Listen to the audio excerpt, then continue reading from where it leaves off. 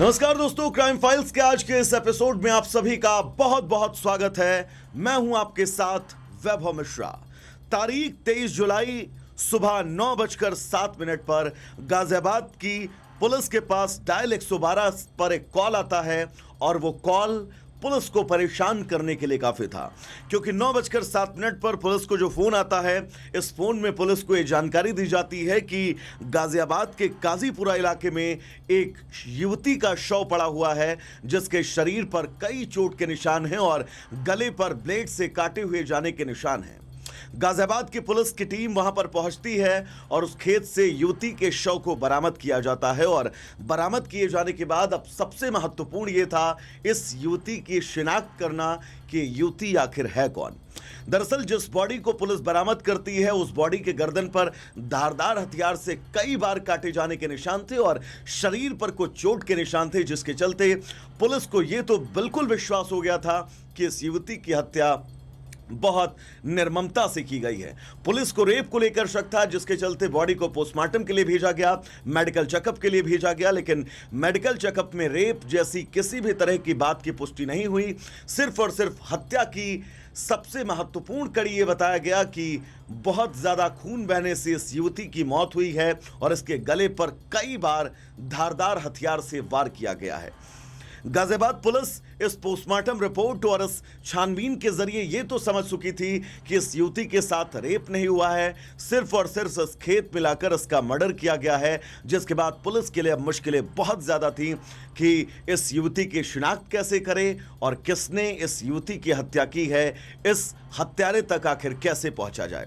गाजियाबाद की पुलिस 4 टीमों की तैनाती करती है और इन 4 टीमों के कंधों पर यह जिम्मेदारी दी जाती है कि आसपास के जितने भी सीसीटीवी कैमरे हैं, उन कैमरों को तलाशा जाए, उन कैमरे की सारी फुटेज जो है वो खंगाली जाए, जिसके बाद इस युवती के हत्यारे तक पहुंचा जाए। गाजियाबाद पुलिस के सामने चुनौती बहुत थी, लेकिन इन चुनौतियों के बीच पुलिस ने तकरीबन 500 से ज्यादा सीसीटीवी कैमरे आसपास के खंगाले, उनके डीवीआर को खंगाला, पूरी रिकॉर्डिंग को खंगाला गया और रिकॉर्डिंग को खंगाले जाने के बीच इस सड़क पर पुलिस को 2 वाहन दिखाई देते हैं, जिनमें से पहला वाहन एक कार थी, जिस कार के अंदर 2 लोग सवार थे, और दूसरा वाहन एक ऑटो जो पुलिस को संदिग्ध नजर आते हैं। पुलिस इस दिशा में अब आगे कार्रवाई शुरू कर देती है। इस कार के नंबर से कार के मालिक तक पहुंचती है और फिर उन 2 लड़कों तक पहुंचती है जो उस दिन इस इलाके से, इस सड़क से होकर गुजरे थे, जिसके बाद इन दोनों से पूछताछ की जाती है। पूछताछ में दोनों बताते हैं कि 22 तारीख यानी कि हत्या से एक दिन पहले देर शाम को वो क्रिकेट खेलने के लिए निकले थे इस जगह से।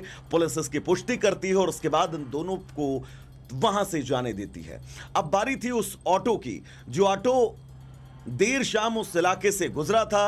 उस ऑटो के अंदर कितने लोग सवार थे, यह पुलिस के लिए बहुत बड़ी चुनौती थी। पुलिस ने ऑटो ड्राइवर को नंबर से ट्रैक करने की कोशिश की, लेकिन नंबर के जरिए जब पुलिस के हाथ खाली लगे, उसके बाद पुलिस ने मोबाइल ट्रैकर यानी बीटीएस के जरिए उस इलाके में कितने नंबर उस वक्त एक्टिव थे, वो कौन कौन से नंबर थे और कौन कौन से नंबरों से किसने बात की है, इस तकनीक के जरिए गाजियाबाद पुलिस दीपक नाम के एक शख्स तक पहुंचती है। दीपक से पूछताछ की जाती है। शुरुआत में दीपक पुलिस को बहुत घुमाने टहलाने की कोशिश करता है, लेकिन बाद में दीपक सब कुछ सच सच पुलिस के सामने बता देता है। और दीपक ने दोस्तों जो खुलासे किए वो यकीन मानिए आपके पैरों तले जमीन खिसकाने के लिए काफी हैं। दीपक ने पूरी विस्तृत जानकारी बताई और उसने ये बताया कि ये जिसने इसकी हत्या की है इस लड़की की, वो कोई और नहीं, वो उसका भाई ही है और वो भाई मैं यानी कि दीपक ही हूं, जिसने इस 20 साल की रीमा की जान ले ली है। दीपक ने बताया कि उसके गांव में उसके पिता जो है वो मजदूरी करते हैं। परिवार में 3 बहनें हैं, जो तीनों बहनें उससे छोटी हैं। रीमा उससे छोटी बहन है और रीमा 15 दिन पहले गांव के ही एक लड़के के साथ घर छोड़कर भाग गई थी प्रेम प्रसंग के चलते।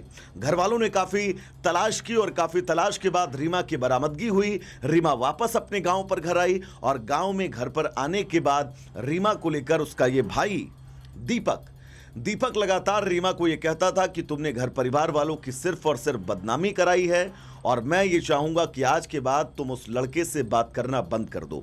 इतना सब कुछ हो जाने के बाद भी रीमा ने उस लड़के से बात करना जारी रखा।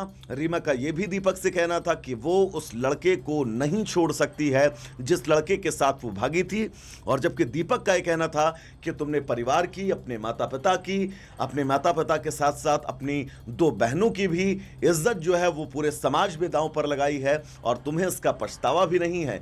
रीमा इन तमाम बातों से प्रताड़ित होकर जब वो परेशान हो गई तो नोएडा में अपनी मौसी के यहाँ आकर रहने लगी, और मौसी के यहाँ रहने के दरमियान ही उसका भाई दीपक मौसी के घर पर पहुंचता है, और घर पर पहुंचने के बाद वो रीमा से कहता है कि मैं तुम्हें घर ले जाने के लिए आया हूं।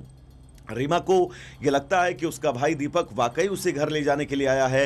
रीमा घर से बाहर आती है, ऑटो में सवार होती है, और ऑटो में सवार होने के बाद ये लोग काजीपुरा के इसी जंगली इलाके में पहुंचते हैं, गाजियाबाद के।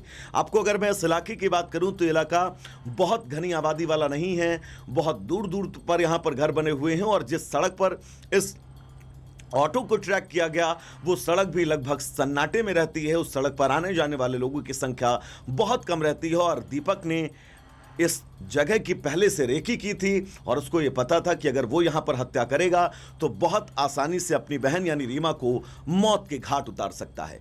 रीमा को दीपक ऑटो पर बैठालता है। ऑटो पर बैठाने के बाद जब वो काजीपुरा पहुंचता है तो ऑटो से रीमा को घसीटते हुए बगल के खेत में लेकर जाता है, रीमा के साथ मारपीट करता है, और दीपक नाम का ये शख्स अपनी ही बहन 20 साल की रीमा की गला दाब कर धारदार हथियार से उसके बाद उसके गले पर कई वार करता है और रीमा की जान ले लेता है।